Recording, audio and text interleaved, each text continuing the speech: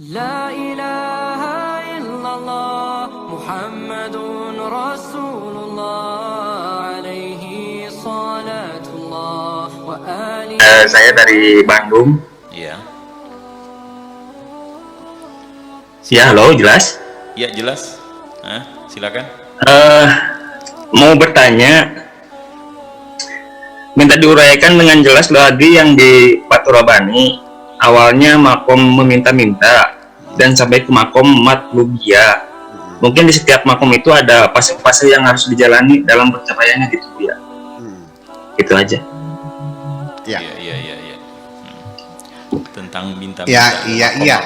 Jadi akhirnya tingkatan makom yang tertinggi itu sudah tidak ada kepentingan. Yang ada hanya kerinduan dan ingin memberikan pengorbanan. Itu cinta yang tertinggi. Jadi sudah tidak lagi berdasarkan transaksi untung rugi, nanti pahalanya berapa. Kalau bahasanya upah ya. Iya. Kalau sama ini namanya upah, kalau dengan itu namanya pahala. Itu sudah sama sebetulnya. Pahala itu kan upah. Jadi ketika kita sudah saling mencintai, saya kira sudah tidak mungkin akan berbicara upahnya berapa. Perempuan yang saya cintai minta diantar pulang ke rumahnya, apa saya minta upah? Orang kalau sudah tingkat cinta sudah tidak pernah bicara upah dan tidak pernah minta apapun. Perempuan yang saya cintai, saya ajak ke supermarket, Neng beli apa? Sepatu tak, nggak usah bang. Gelang, terima kasih. Apa yang kau minta? Aku hanya minta cintamu kok. Tapi kalau si perempuan yang cintai gelang iya, kalung iya, itu menyangeret itu namanya.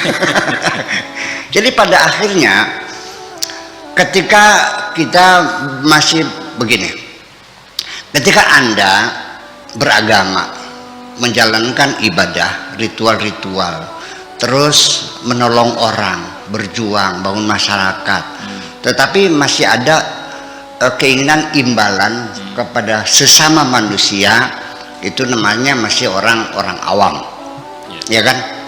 Nah, tetapi tidak berarti orang yang ikhlas itu tidak minta sama sekali. Artinya ketika orang itu meminta imbalan tetapi hanya dari Allah, itu sudah masuk dalam wilayah keikhlasan. Para nabi, para rasul itu mengatakannya begini, berulang-ulang dalam Al-Quran, tidak sekali ya, dalam beberapa ayat itu, inni lakum rasulun amin, aku ini adalah utusan yang dipercaya oleh Allah untuk membimbing kamu.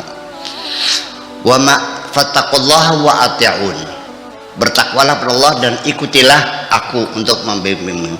Wa ma as'alukum alaihi min ajrin, aku tidak minta upah dari kamu. In ajriya, upahku ini tidak lain, in ajriya illa ala rabbil alamin, aku hanya minta upah kepada Tuhanku. Jadi para nabi, para rasul ketika masih berharap imbalan dari Tuhannya itu ikhlas.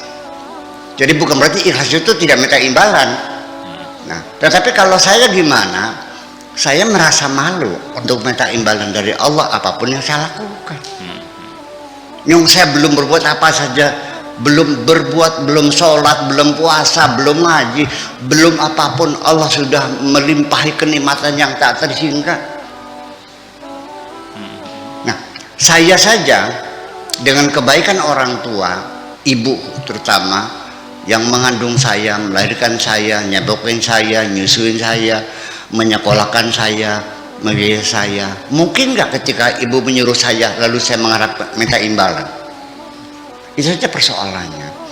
Jadi kalau seandainya Anda masih minta imbalan hanya pada Allah, itu sudah luar biasa gitu.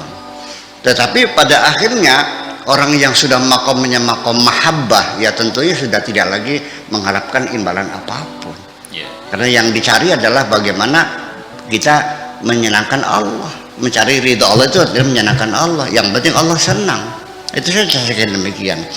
Jadi nanti satu ketika Anda berbuat kebaikan dan kebaikan itu selalu masih Anda ingat.